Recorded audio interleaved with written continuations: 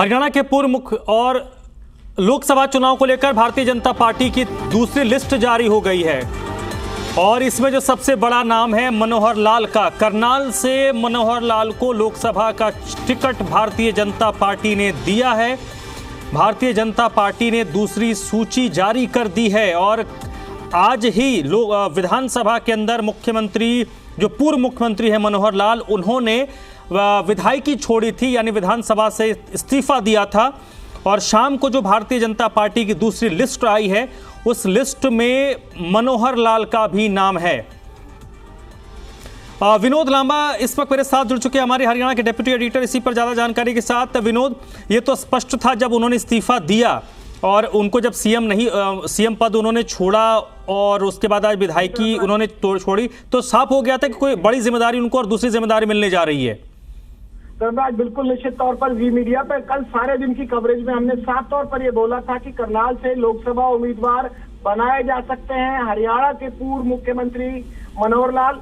जी media की खबर पर फिर एक बार मोहर लगी है और पुख्ता तौर पर ऑन एयर हमने ये कहा था, बार बार ये जानकारी दी थी। हमारी एक और खबर पर मोहर लगी है। इसके अलावा जानकारी तमाम हरियाणा के दर्शकों के लिए खास तौर से दे दें, 6 लोकसभा उम्मीदवारों के नाम का ऐलान हुआ है। अशोक तंवर को लेकर भी धर्मराज आपको याद होगा, हमने सिरसा में पैनल में नाम बताया था और पक्के दावेदार के तौर पर बताया था। अशोक तंवर को टिकट मिल चुकी है, सुनीता दुग्गल की टिकट कट चुकी है। अंबाला से बंतो कटारिया का नाम आपको याद होगा, बंतो कटारिया को भी अंबाला से, जो कि पूर्व केंद्रीय मंत्री रतनलाल कटारिया की धर्मपत्नी है, वो स्वर्गीय हो चुके हैं और उनके बाद उनकी पत्नी को और बंतो कटारिया को अंबाला से टिकट मिला है। इसके अलावा चौधरी धर्मवीर सिंह की टिकट नहीं कटी है भिवानी मंदरगढ़ से।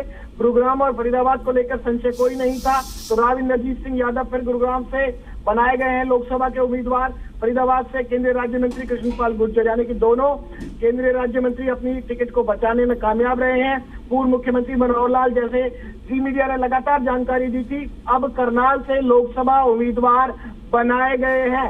6 उम्मीदवारों की लिस्ट आ चुकी है और जो जानकारी बिल्कुल धर्मराज आपको याद होगा, इन्हीं नामों को लेकर हमने बार बार चर्चा की थी और हमारे जो सोर्सेज की खबर थी उसमें लगभग वही नाम है। लेकिन सरप्राइजिंग के तौर पर एक नाम जरूर मैं कहूंगा, चौधरी धर्मवीर सिंह की टिकट पर कहीं ना कहीं संशय बना हुआ था, लेकिन घटनाक्रम बदला।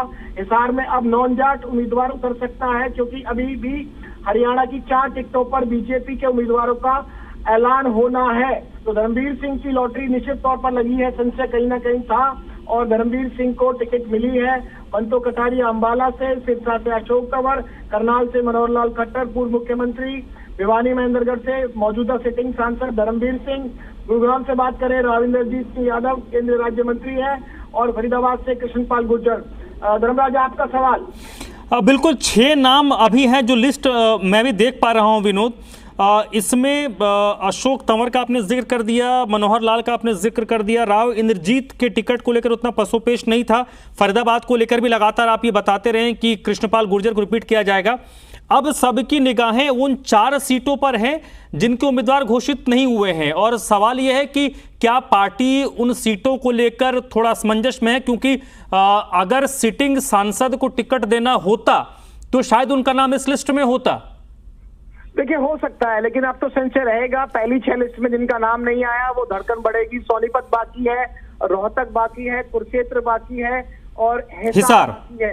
ये वो सीट हैं जिनको लेकर संशय है और हिसार का पूरा समीकरण बदल गया, क्योंकि सिटिंग जो सांसद थे वो बीजेपी को छोड़कर कांग्रेस में चले गए।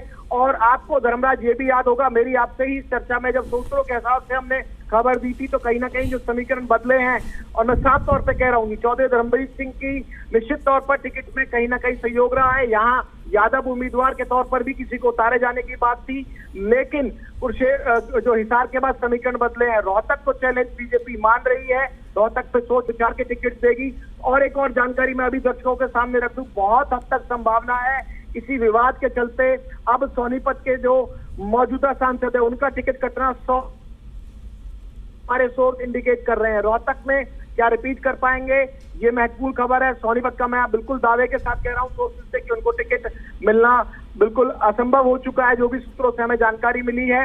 इसके अलावा हिसार के लिए भी हिसार की दावेदारी भी महत्वपूर्ण हो जाएगी। अब फिलहाल बात करते हैं 6 नामों की और 4 के नाम। आपने बिल्कुल वाजिब सवाल कहा कि जो सिटिंग एमपीज हैं, अगर उनके नाम नहीं दिए गए हैं तो कहीं ना कहीं उन पे संशय है। अभी पार्टी क्लियर नहीं हो पाई है कि इन पर किस मजबूत उम्मीदवार को उतारा जाए। नहीं, इसमें एक नाम जो जिसका हम जिक्र कर रहे हैं विनोद, सिरसा से अशोक तंवर को टिकट दिया गया है।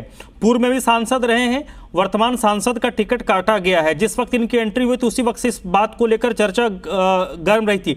लेकिन भारतीय जनता पार्टी जिस तरीके से संगठन और जिस तरीके से इनकी सरकारें रही हैं, तो इसमें एक बहुत महत्वपूर्ण पहलू यह भी है कि जिन लोगों को मौका नहीं दिया गया, भविष्य में हो सकता है कि उनको पार्टी कहीं ना कहीं एकोमोडेट करे, क्योंकि इसी साल विधानसभा के भी चुनाव होने हैं।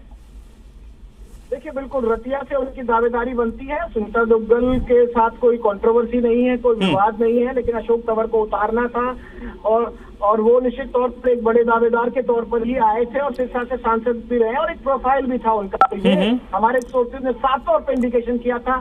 सुनीता दुग्गल को लेकर मेरे पास जो जानकारी है अभी के यहाँ से मैं कह सकता हूँ कि रतिया विधानसभा सीट, जो कि एक रिजर्व सीट है, उसमें दावेदारी खत्म नहीं होती है उनकी। और ये कह सकते हैं कि भाई एक लोकसभा से अगर टिकट कट गया तो डजंट मीन कि आगे रोड एंड होता है उनके लिए, तौर पे कहा जा सकता है। लेकिन इन 4 सीटों पर अभी दावेदार नहीं आए हैं, ये भी काफी महत्वपूर्ण हो जाएगा।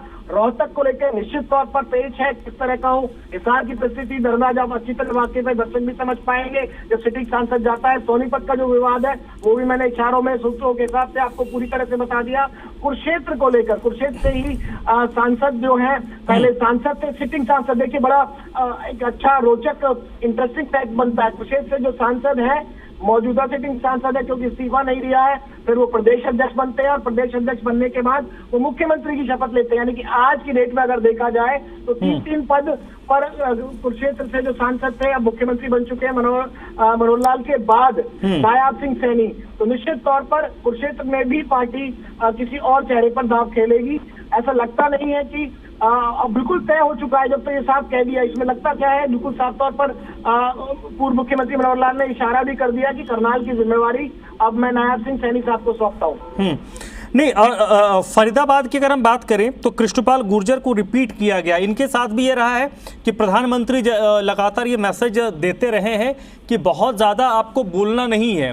जो बहुत ज़्यादा बोलने वाले लोग थे उन लोगों का हमने देखा इस बार पत्ता कटा है। तो ऐसे में बहुत रिजर्व रहना, ग्राउंड पर प्रेजेंस कृष्णपाल गुर्जर की रिपीट होने की एक बड़ी वजह बनी है।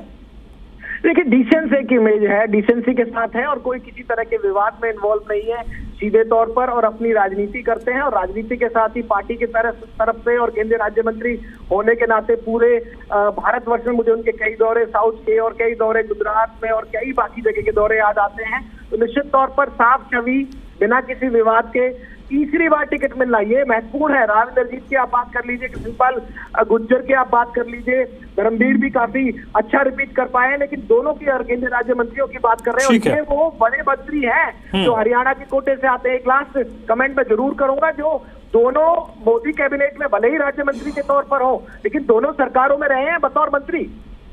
बहुत बहुत शुक्रिया विनोद आपका। तो भारतीय जनता पार्टी ने दूसरी सूची जारी की है जिसमें हरियाणा से 6 उम्मीदवारों के नाम घोषित किए गए हैं और इस लिस्ट में कल तक प्रदेश के मुख्यमंत्री रहे मनोहर लाल का भी नाम शामिल है, जिन्हें पार्टी ने करनाल से मैदान में उतारा है।